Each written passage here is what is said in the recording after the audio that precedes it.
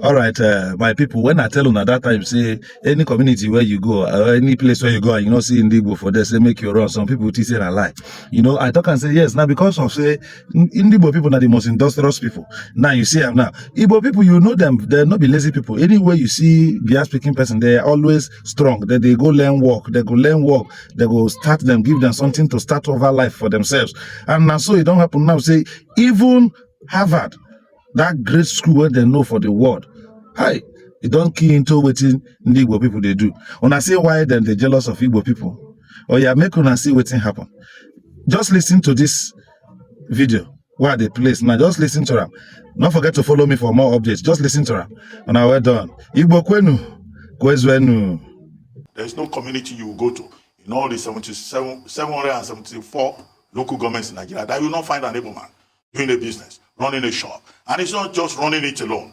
You know, he has apprentices who are working under him, who will serve that apprenticeship, you know, for 6 years, for 7 years, and at the end of the day, they stand on their own. In fact, it is interesting that even beyond reports, it is a subject of study in Harvard, Harvard University.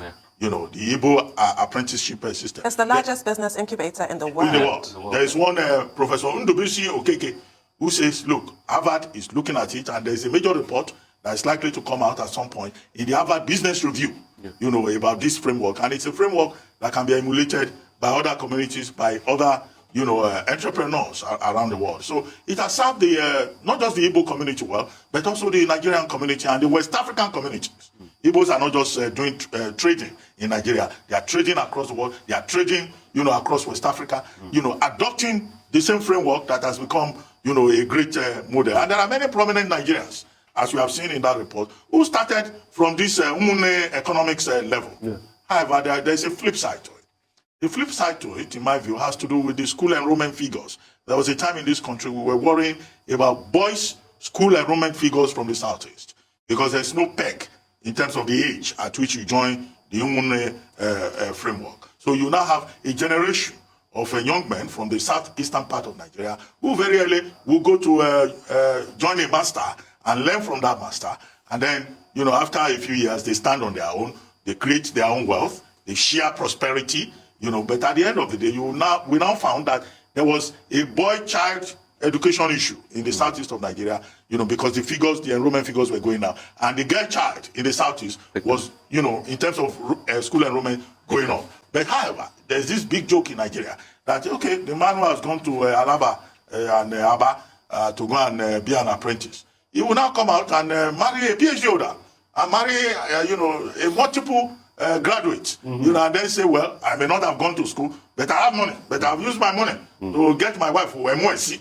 Okay, that's the only challenge there. But the bigger side of it is the values, which came out of that. Values about communalism, values about loyalty, values about street wisdom, values about, you know, learning how to survive and developing individual capacity in an informal system, because the system is like the informal. I hope that there will be lessons that can be learned from this, from the major formal entrepreneurs.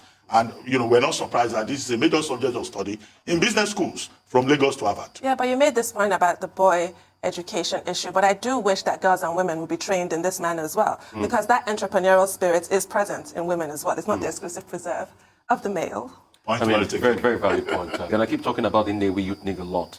The Nnewi Youth League was set up by Ojuko's father and some other people out of Nnewi to be able to further a system like this that had been around even much earlier. So what they did was to create a scheme where young boys were given capital to be able to set up business after mentoring them and helping them go through the ladder. And like you said, Nigeria is replete with people that went through the system. The Chikasin, the Gabros, the Innocents of this world, all of them started as traders, and then they scaled up the ranks. And some of them have become multinationals and big businesses today. Secondly, another very instructive thing about this system is the fact that it gives shared empowerment. We keep talking about 33% unemployment rate in this country. We keep talking about a high level of poverty, but it gives shared empowerment across board.